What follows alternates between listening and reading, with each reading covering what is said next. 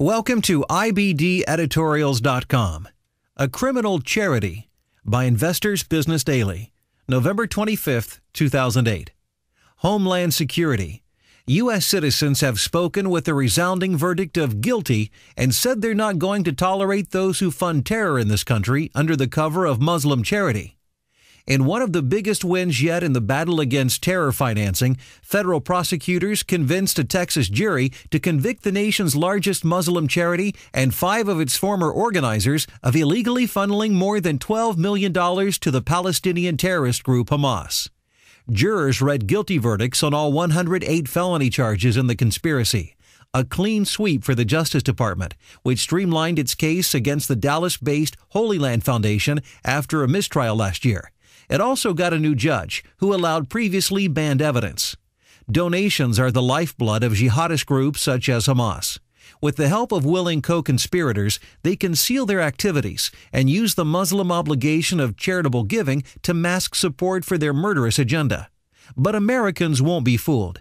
This verdict sends a clear message to Islamists still operating within the terror support network in America that the courts will view their cash as the moral equivalent of a car bomb, and that this country will not be used as a cash cow for terrorists operating here or abroad.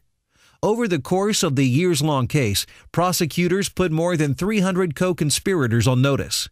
They include prominent Muslim leaders and major Muslim groups once thought moderate and mainstream, including the Council on American Islamic Relations, which lobbies the government from its headquarters in the nation's capital.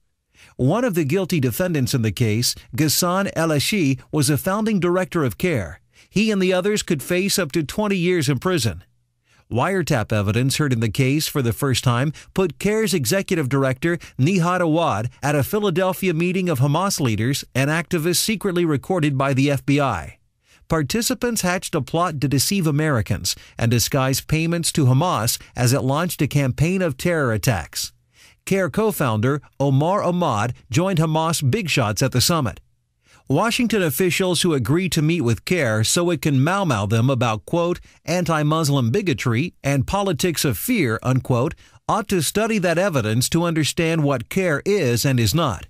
Prosecutors argue that CARE's leaders are part of a wider conspiracy overseen by the Muslim Brotherhood, the Egypt-based jihadist group and parent to Hamas. In fact, court papers list Ahmad as a key Brotherhood leader in the U.S. Prosecutors unveiled a secret Brotherhood memo outlining the group's ambitions in America. The memo, written in Arabic, calls for, quote, a kind of grand jihad in eliminating and destroying the Western civilization from within and sabotaging its miserable house by their hands and the hands of the believers so that it is eliminated, and Allah's religion is made victorious over all other religions, unquote.